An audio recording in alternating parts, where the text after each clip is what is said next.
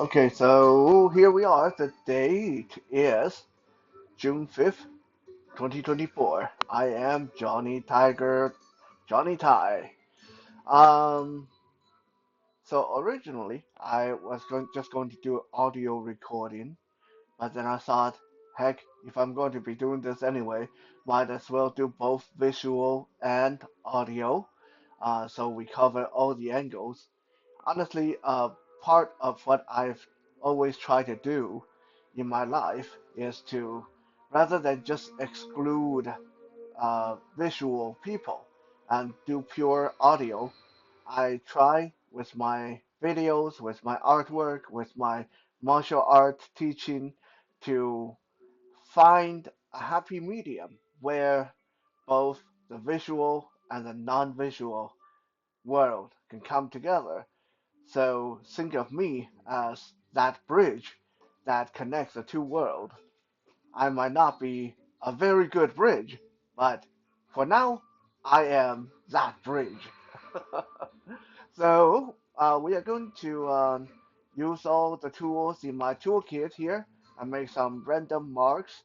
This is in preparation for experimentation that Kami, and I are doing this Saturday uh, to either turn aluminum into copper, or if we're really lucky, we might be able to turn aluminum into gold.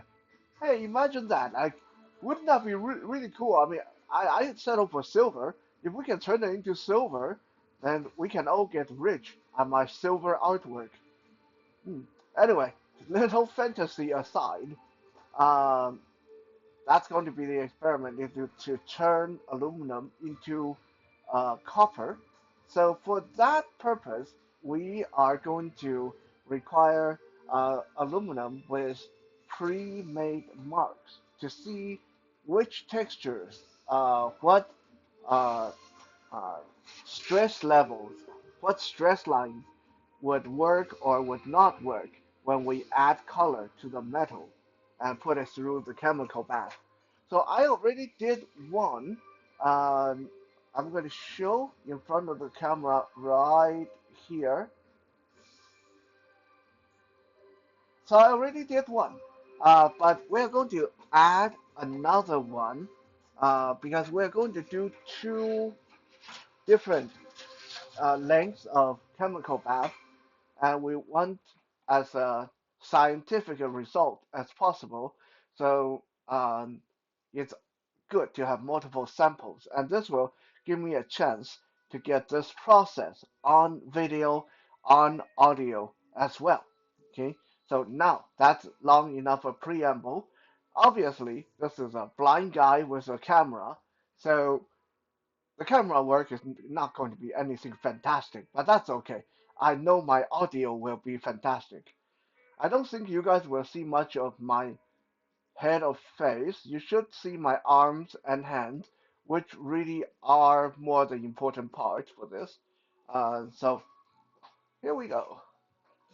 And you probably will see either Tiger or Aslan, my two cats, make appearance. So now we're going to like open up this toolkit. I got an aluminum case here.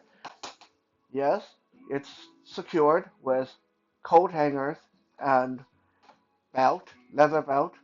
Very ghetto. Because when I bought this case, this was actually pretty expensive. It's like a $200 case. But it arrived with the hinges broken.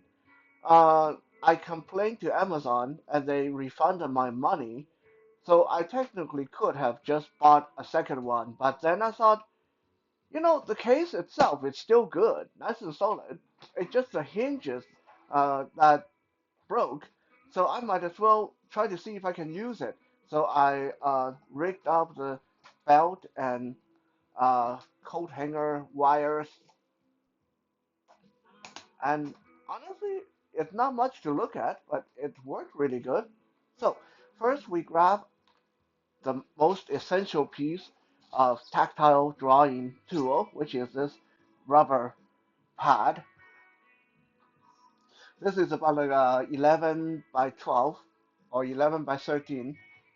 Without this, you would have a hard time getting convincing and bold impressions into your metal. Okay, you need a pad like this, and it can't be too hard, but you don't want it too soft either, because if the pad is too soft, you sometimes will poke through. Okay, so I'm going to go into my little. Ah, you guys probably thought that this cooler is for putting beer, huh? Like you know, cooler of beer while I'm doing my art. No, this is a cooler that I keep my aluminum sheet in after I cut them. No, I'm not going to cut them on screen this time. Maybe another time. I have some pre-cut one here. So after you cut them and you take them out of the storage, they always kind of curl a little bit like this. They're a little bit curly like this. So what you want to do is you want to try to flatten them out. Be careful you don't cut yourself while you're doing this. Now, since the whole point of this exercise is not to make a picture, it's actually to just get different textures. This is like freestyling, which is fun, but not my strong suit. I've always been the kind of artist that I start with a picture in my head and then I go at it until I complete the picture. Freestyling has never been something I'm really good at. So we are going to start with some uh, this tool. This is a wooden tool with a thicker end, almost like a stylus without a point. What this actually is, this is a braille eraser for when you use a slate and stylus to put braille on paper. If you make a mistake, then you use this to scrap out the braille. But for me, this is a fantastic, fantastic tool because it makes nice, thick line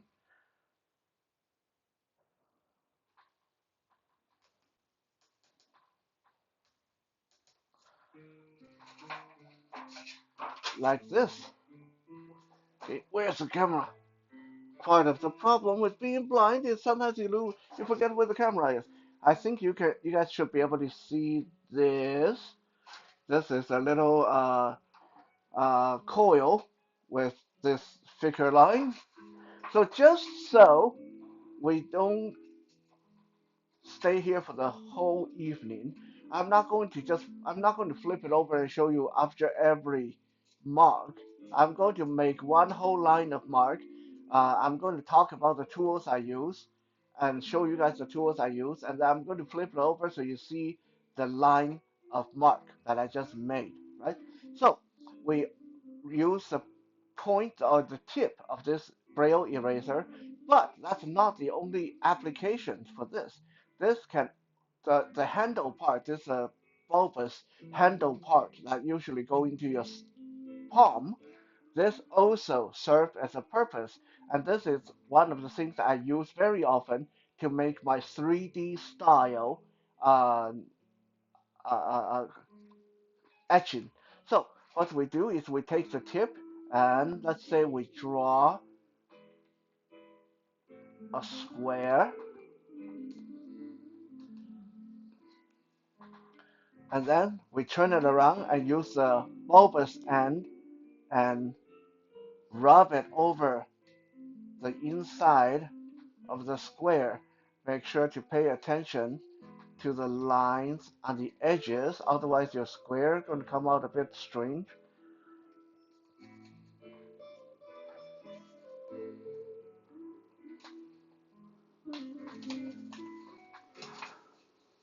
Okay, now that's for this tool. We are going to put this aside and we go to this next tool, which looks very similar, but this actually has a point on it. What this is the stylus. So with a slate, with a braille slate, you can leave yourself little notes by brailing using this. It's a little bit like tattooing actually. So this make a thinner line on whatever you're drawing on. So we are going to make a triangle.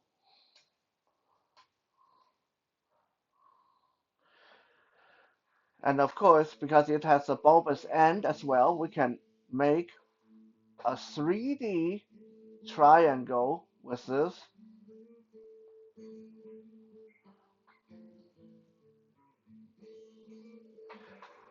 by drawing a triangle, and then we use the bulbous handle part to rub over the inside of the triangle.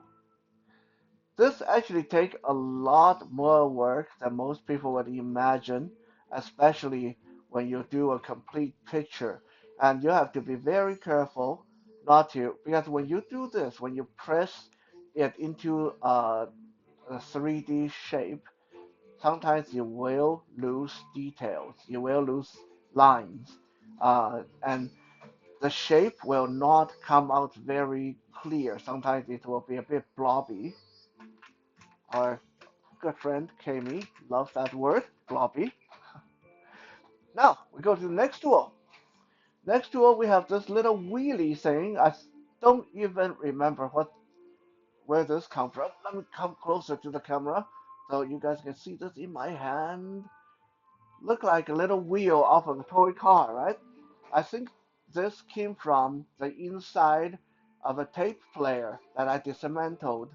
And what you can do with this is you can make dots with this little pointy screw-like end, and you can use the wheel to uh, roll out interesting, uh, really thick shapes. So I'm going to combine the two. I'm going to take the wheel and roll out a line, and I'm going to roll out a second line beneath that. On that second line, I'm going to use this little screw pointy part on the wheel to dot the line.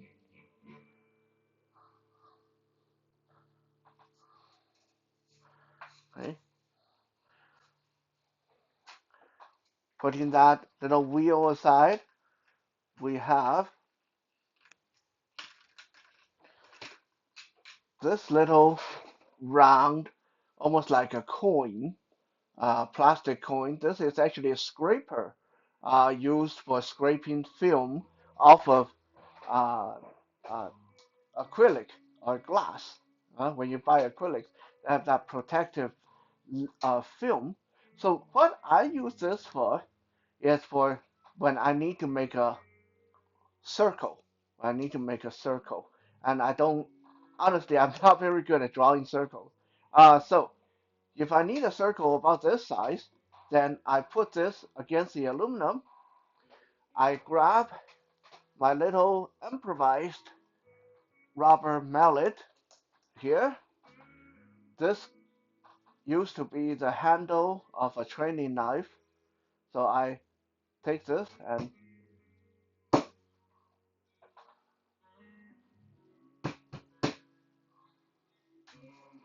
hammer this into the aluminum.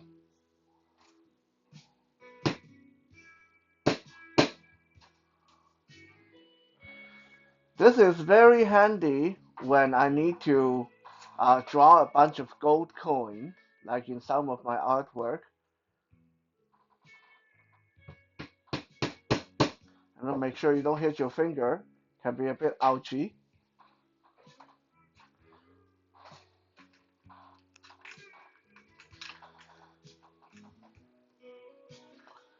Next, we have this little cap. This came from one of Tiger's medicine, actually. So, again, with the bottom edge of the cap, this allow me to make a smaller circle if I need one. Put that against the aluminum and tap it with my little mallet, and that give us a few little circle.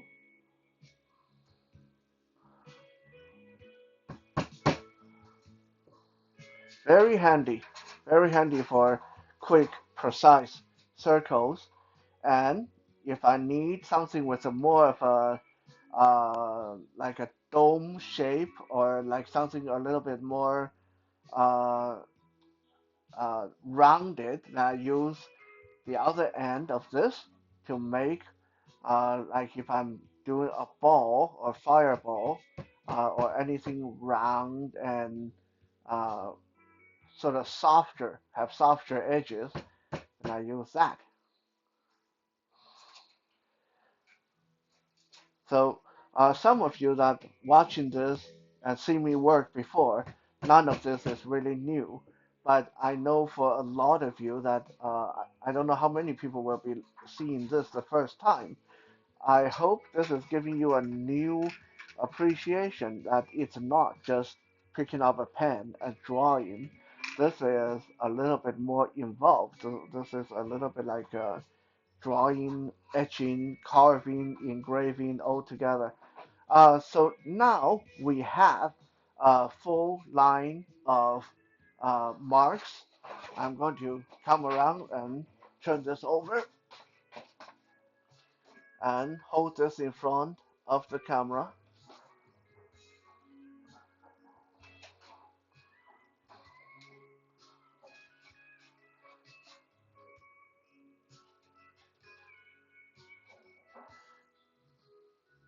Very distinct marks. Now we are going to start working on the second line. We're going from bottom to top. I know. Some people like to go from like vertical, but I work horizontally a lot of times.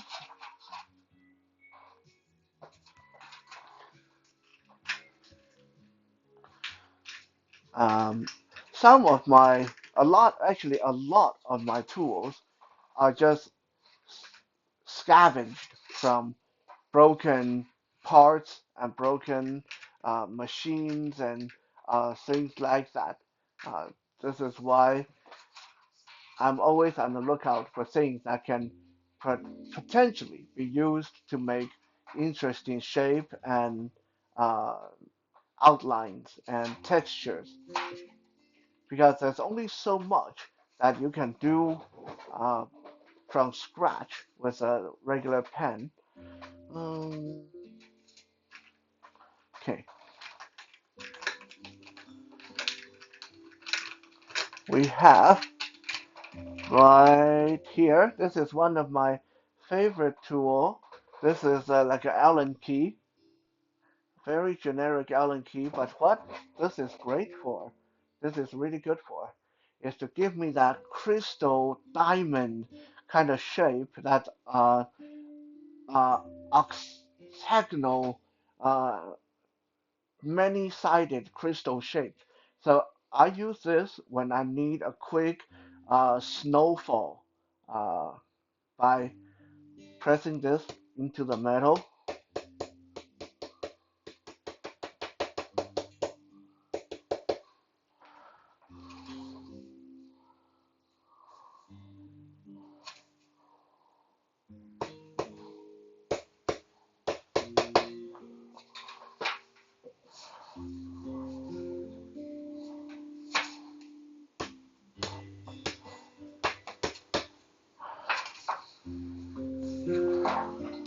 like that. Moving on, I'm trying to hurry this a little bit because there's only so long I can keep my phone going like this. Uh, this is screwdriver. No mystery there. So what I use this for is when I need those very little uh, flat or triangular shape. Maybe I'm trying to edge out the edges of a piece of armor or uh, something on a shield. Then I use this to sort of press down into what I'm working on, and this can make some really um, asymmetrical kind of lines. But this one will puncture if you're not careful.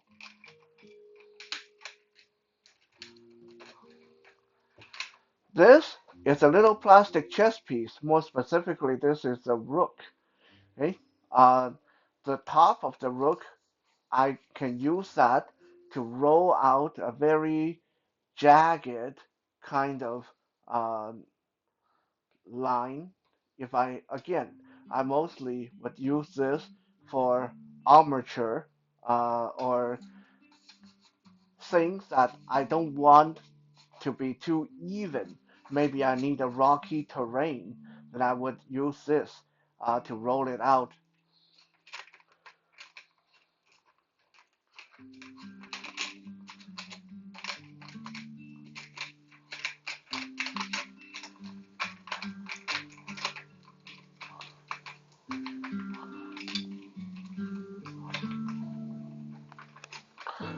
This is a chess piece of a queen, and this will give me a more serrated line if I use it to roll out the line on the sheet. Also, the tip of the crown will allow me to get little dots into what I'm working on uh, in a pinch.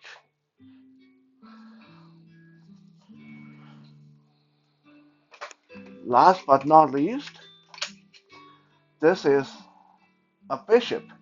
Now the pointy head of the bishop allow me to again make a very specific kind of line work on the sheet, a much thicker, smoother, bolder line, and can also be used for dotting the line.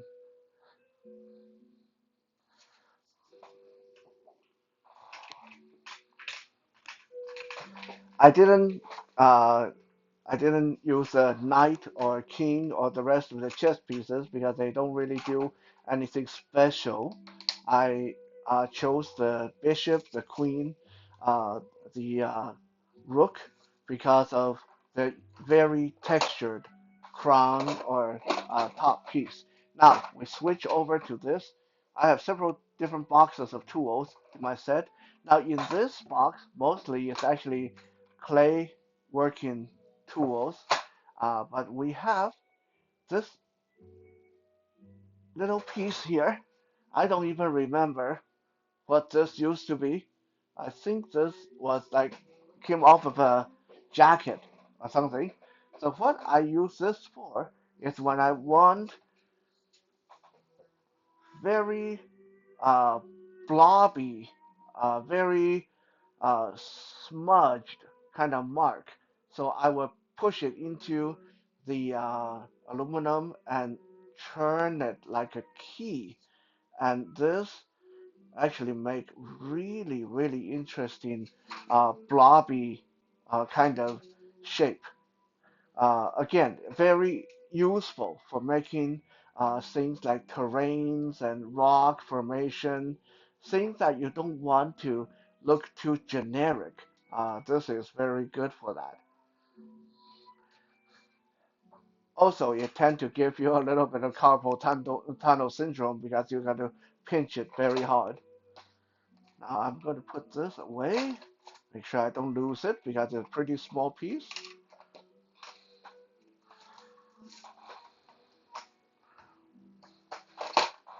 Now we go into this. So this is a rice scoop. Okay, this the rice scoop is very good for that quick sandy texture, uh, bumpy texture. So what I do is I put it against the surface and put my weight down on my hand, and just grind it a little bit, and we got some nice, very nice sandy texture. So that the second line is done. I'm going to come around the back of the camera and hold this up to the camera, so hopefully you guys can make it out. There we go. So you can tell right here where my thumb is, very nice texture made by the rice scoop. And then we go around here. We have this line, really bold line uh, made by the bishop. And this blobby shape here, made by that little square piece off of a jacket. Over to the right, here is this jagged line made with a queen chess piece, and to its right, this lesser jagged line with a rook chess piece. And here is my little snowstorm with the Allen key going up to the next line. We're going to just keep working.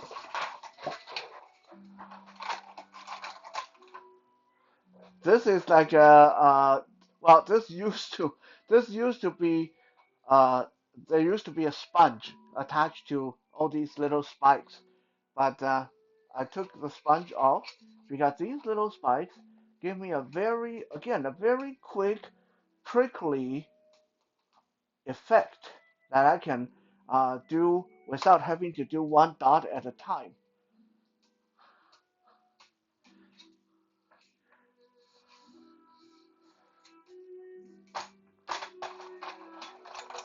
Like I said, in this box, it's mostly clay working tools. I kept them with me just in case I ever need to work with clay on the fly. It's always good to have these tools along. And some of them, a lot of them can also be used for aluminum etching, like this plastic spoon over here. Some people might think it's really weird to use a plastic spoon, but plastic spoon is great if you need a rolling, kind of curving line on the sheet. Maybe you are doing a skeleton and you need that curving rib cage shape, then a spoon like this is actually very handy because it will give your bones a very uniformed look.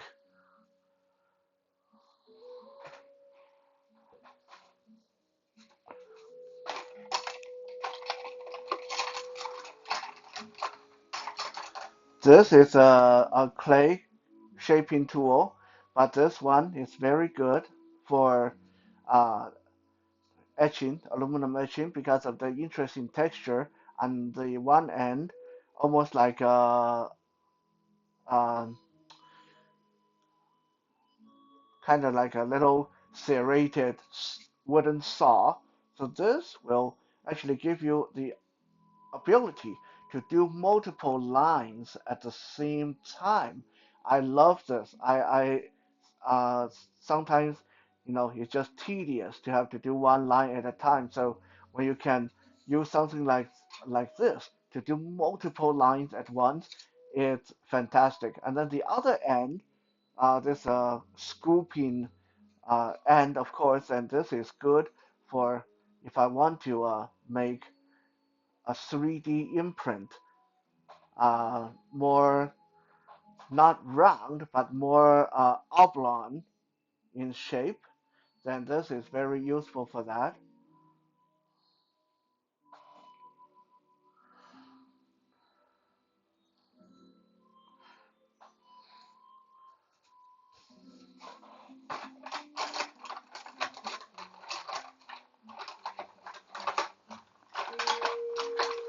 And then we have this plastic fork, again, perfect instrument for multiple lines at one time.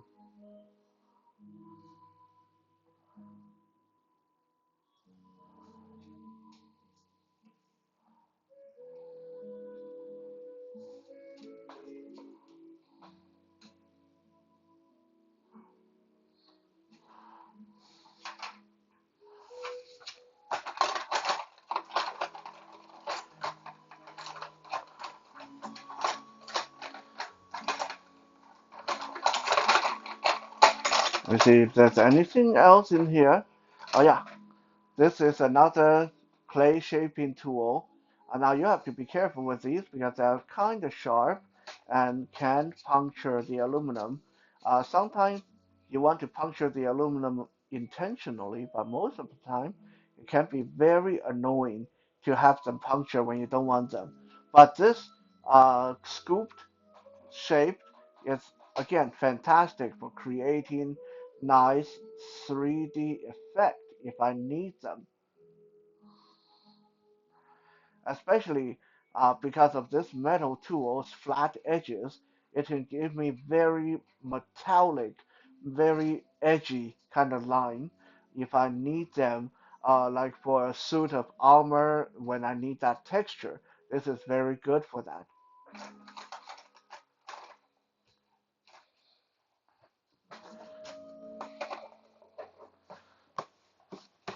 Now we're going to take this box and put it back in the briefcase, and we're going to grab this wooden tool here. Yeah, I know. I know what some of you are thinking. It's not what you think it is. This is actually something to give you more leverage to imprint things with. Um, so, for example, let's find our little cap like this. So if I want to use something uh, that gives me a little bit more leverage, I would put this over it while pressing the other end into the aluminum, and this will allow me to put my weight down more evenly and more decisively. Uh,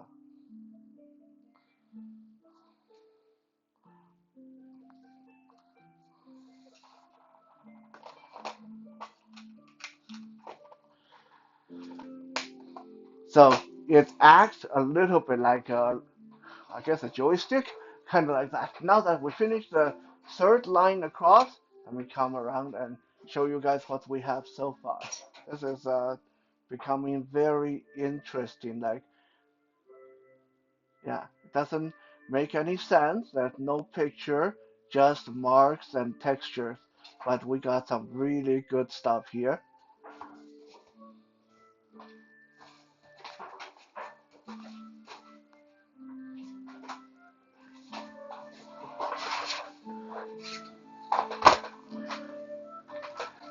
And we have this. What is this? This is a cheese grater.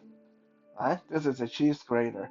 Now, obviously, I can use the handle to help me get some really nice, thick uh, 3D effect into aluminum.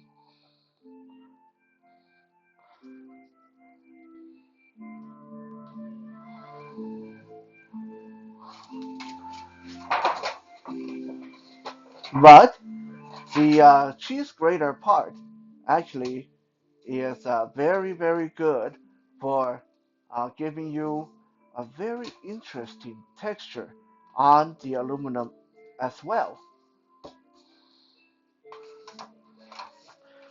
But because of the shape of the tool, you kind of have to turn this a little bit. So because the handle is curved, otherwise it's going to butt up against the side of the table. But once we get this in place, we just use our hand, or we grab our sledge, little improvised hammer,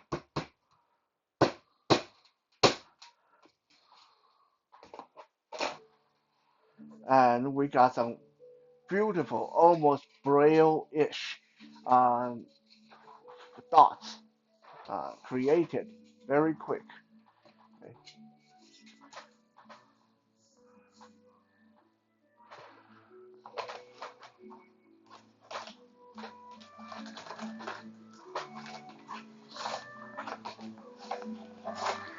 Now we are going to go to the big guns. This is my actual professional kit. All the stuff you guys seen from beginning till now have been improvised, okay, amateur things that are used before acquiring this set. This set, uh, for your information, costs about $700 US. Very, very expensive stuff. Thanks to Desi, my girlfriend, I was able to acquire this with her Valentine's Day gift for me. My favorite tool is this one. It's almost like a pen with two ends. So one end you have like a ball that will give me bigger, thicker, bolder lines.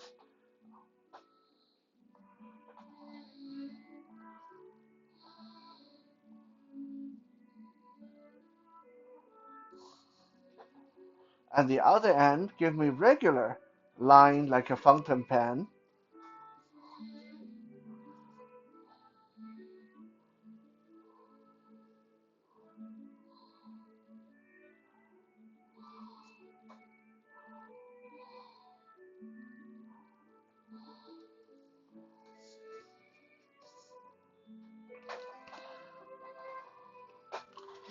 The next tool is a wheel tool with a flat end on the other end. That's really good for making a 3D imprint.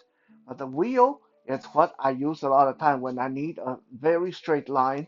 I would put a ruler across the page and just use the wheel to quickly go across a nice and straight line.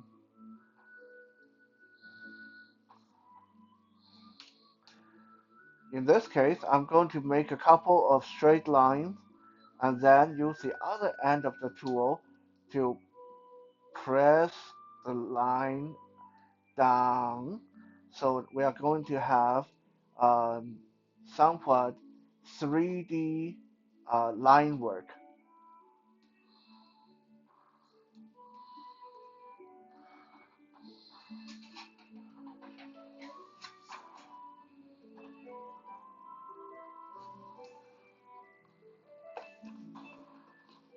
Next tool is this dangerous looking sharp thing. This is what I usually use for feathers or fur texture. And of course, on the other end, we have this round shape, which is perfect for some more organic, rounded orbs and globes and rounded body parts, something.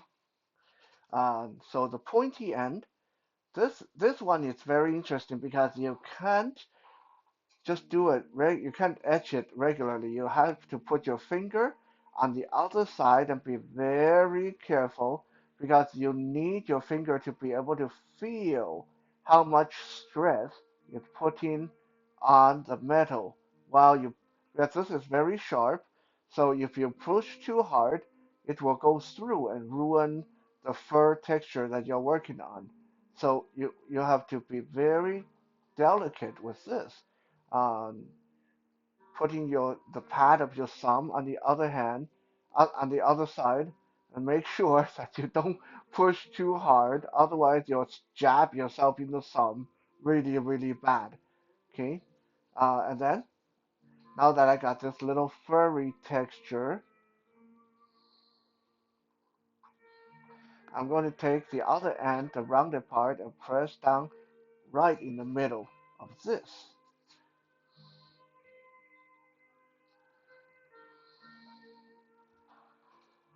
And it came out almost like a little fireball. Okay, now that I finished this line, I'm gonna come around and show it to the camera.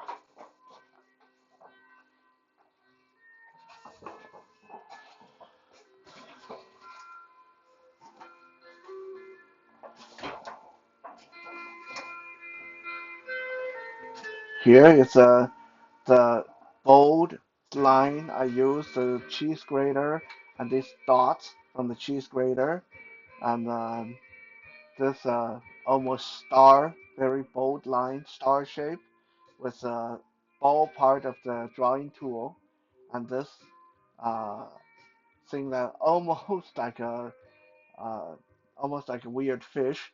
That is with a regular tip of the drawing tool. And then we have the line work with the wheel, and then this little fireball effect with the pointy, sharp, almost something like a shank people you made in a jailhouse. Going up to the next line, we're quickly coming to the end of this.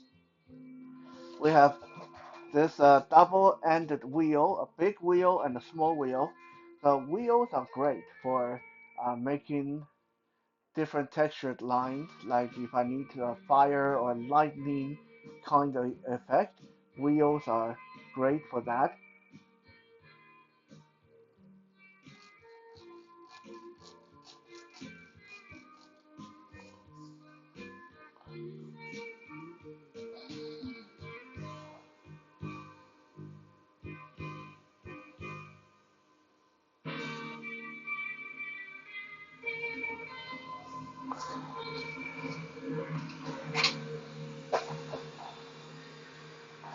Incidentally, when I first started experimenting with tactile drawing, I relied very heavily on wheels because they gave such clear textures.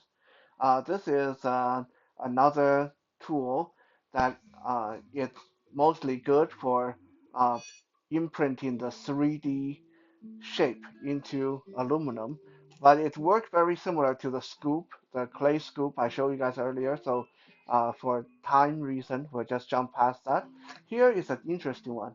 This is again another dual-ended wheel, but we have a small wheel on this end and a double jagged wheel on the other end. This jagged wheel is great for very aggressive line, like I use this for like a energy effect, crackling energy effect. And the small wheel is great for that feathery, soft feeling, leather, maybe a whip or a snake shape that you need to have a softer touch.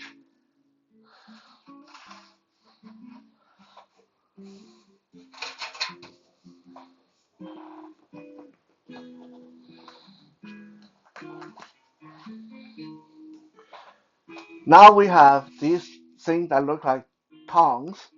Uh, I don't use them very often, but what these are for is they have shapes pre-pressed into the tongue. So when you put this around the sheet and then you press down, it will imprint the triangle or circle into the uh, aluminum. I don't use it very often because I find it very difficult to make it go exactly where I want it to go. Um, so it's a little bit of a trial and error, but it's kind of handy if you want a quick like pair of eyes or a quick pair of circles or a quick T shape to try to use that rather than drawing it by hand. So it's pretty decent for that purpose.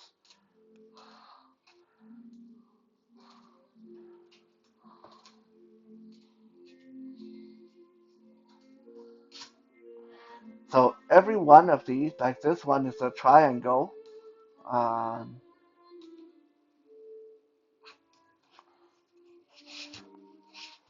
this one has three dots on it.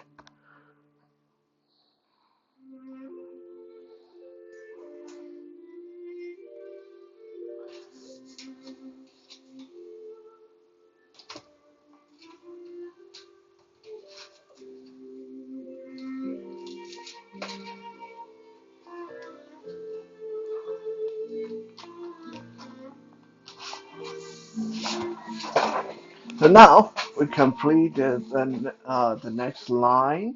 We come around and show you guys what we got so far.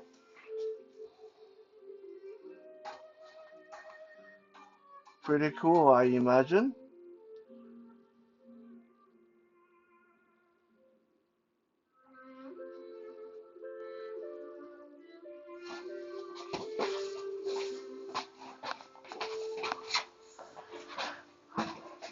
Now we come to the last few uh, tools, and these are uh, textured plates that I can use for terrain. So we have like this one. This is what I use to generate that ripple effect in the aluminum. So interesting with this plate is we do a we have to flip the aluminum over right side up.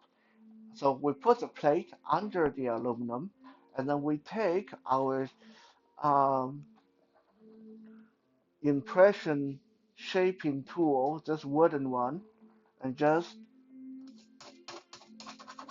rub it over.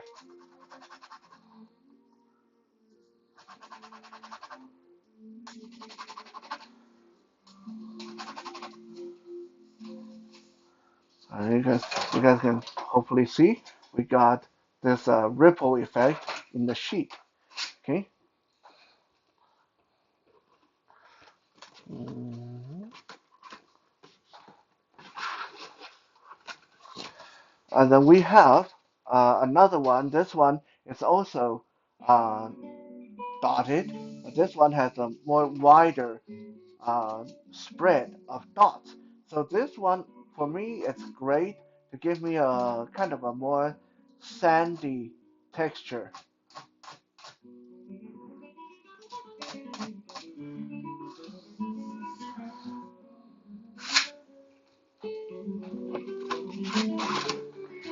And then this one, we have dots that are in rows.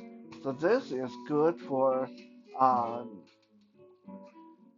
like maybe line work that are more uh,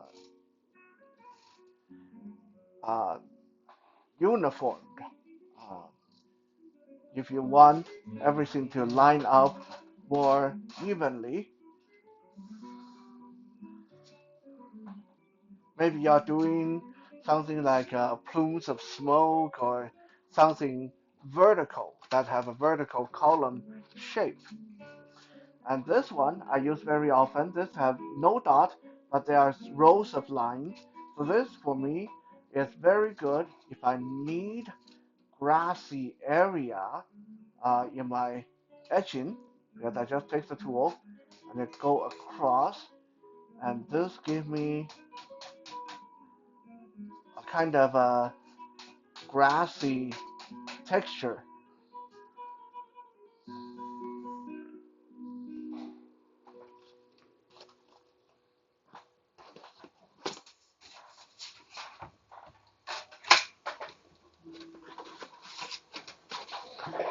I'm going to come around one last time because we have finished the entire sheet.